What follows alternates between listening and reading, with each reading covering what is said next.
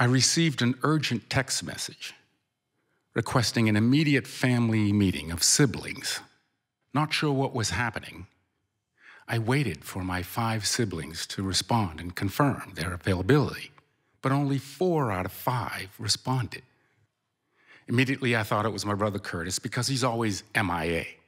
But no, it was my brother Craig, who was noticeably absent. And then I thought, well, you know, typical Craig, he always makes his grand entrance at the last minute. I mean, you know, he's 6'4", he has that Hollywood-esque look, and he walks into the room and sucks all the air out of the room. But my sister Tracy, the doctor, gravely announces over the phone that our Craig has stage 4 pancreatic cancer. There was deafening silence.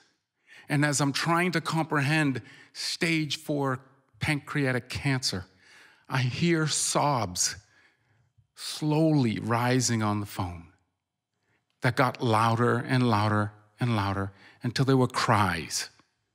And it was my brother Lance. You see, Lance is 11 months younger than Craig. They're Irish twins. They were very close. And as I'm trying to control these emotions that were going on inside of me, trying to fix the pain that my siblings were expressing on this call, I realized I couldn't. I realized that for the first time in my life, suddenly those 4 words brought hard and cold the reality that I can't fix this.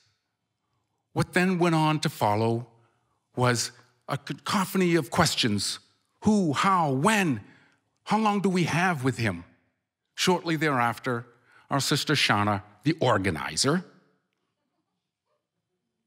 immediately started putting together a calendar where we as siblings and extended family members could visit and be caregivers for Craig, especially during those times when he's undergoing the chemo treatment.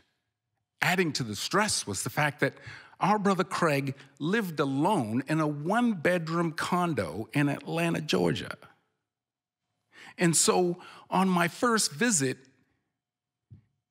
I realized he didn't have a sleep sofa. So I had to sleep on an air mattress.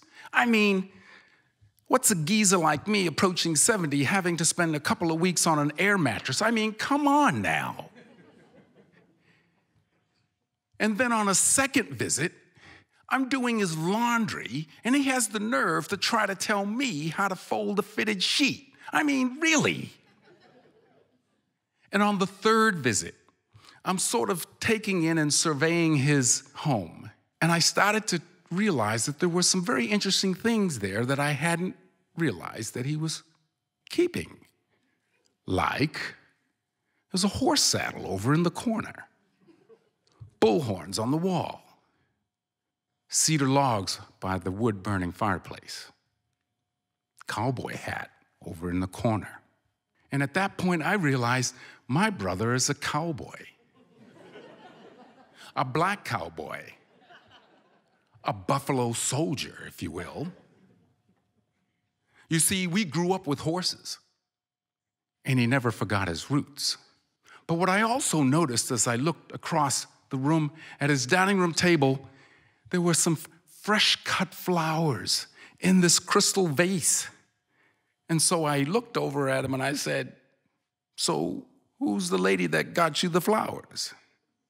And he looks back at me in a very simple way and says, "I like to buy myself flowers." And at that moment, I realized that my brother is truly a sensitive person that I had long forgotten. Being there as his caregiver, the days turned into weeks. Pills, medication all over the place, confusing and overwhelming me.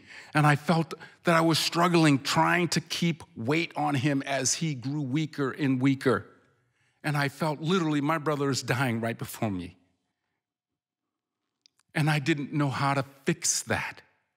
And it came to a point where I had to say, help me be a better caregiver. Help me care for you. but not before I put these sticky notes all over his bathroom mirror. One day at a time. God ain't finished with you yet. Easy does it.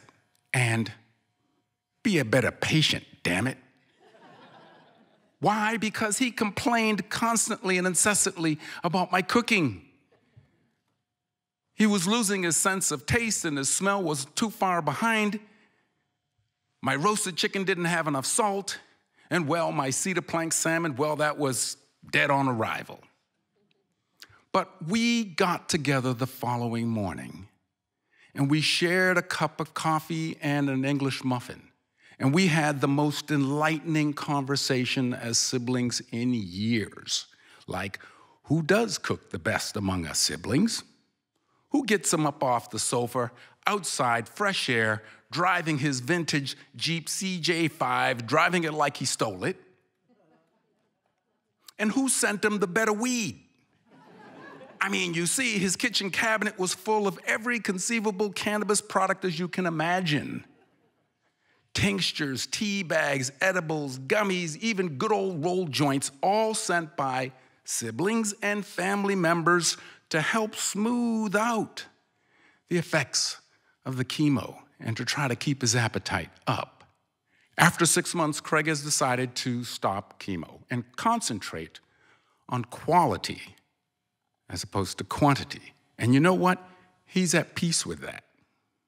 And what I reflect back from that first night, that telephone call, when I realized I couldn't control, I couldn't fix, what I've come to learn and appreciate is that we as siblings came together, working as a team. Even Craig himself pulling himself up by the bootstraps and helping us help him take care of our cowboy. Thank you.